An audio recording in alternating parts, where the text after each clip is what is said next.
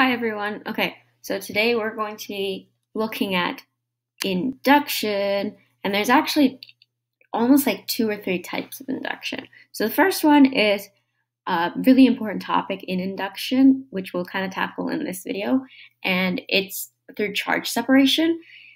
So when a charged rod, let's just say it's this one again, let's say it is positively charged as seen in this diagram right here. And let's say that we bring this rod near a neutral pith ball. So that's this ball here. And as you can see, each charge is linked up to its opposite charge. So positive with negative, and so on. So each of these charges have a pair so that it cancels each other out.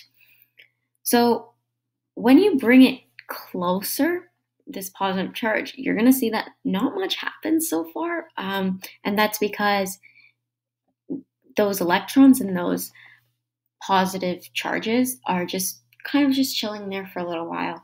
And then as you bring this even closer, you're going to see a really spectacular thing start to happen, at least in this diagram. You can't really see it on the minuscule scale and the particle scale. But in order to illustrate it and actually visualize it, you can see it in this diagram as the charges moving slightly closer to that positive because of that law of charges.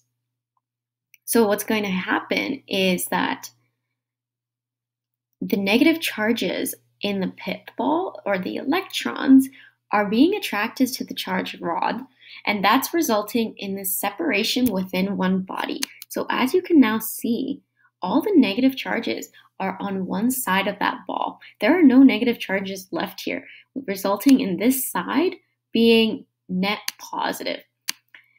And this side here, there are an excess of electrons on it, so it is net negative.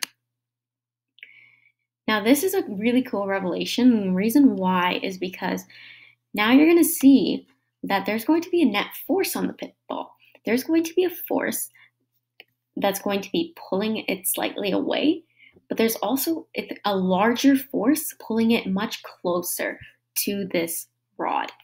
And when you're looking at it in terms of real life, what you're going to see is that if it's dangled on a type of string, it's going to move slightly towards that rod, and it's going to be suspended at a certain area because the forces there are going to be balanced.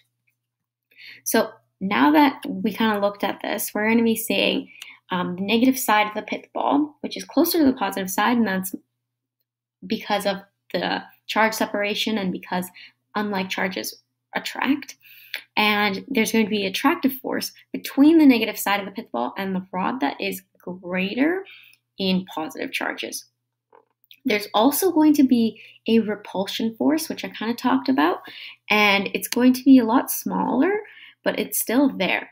So if you can check out these vectors, you can see that if we put it head to tail, we're going to see something like this with a little bit excess here, and that excess is going to be the net charge. So this right here is the net charge, and you can see that right over here. So that is going to be the net force on that pith ball, and it's going to be in the direction towards the positive rod, and so that's what's going to cause it to move towards that way and slightly accelerate towards it.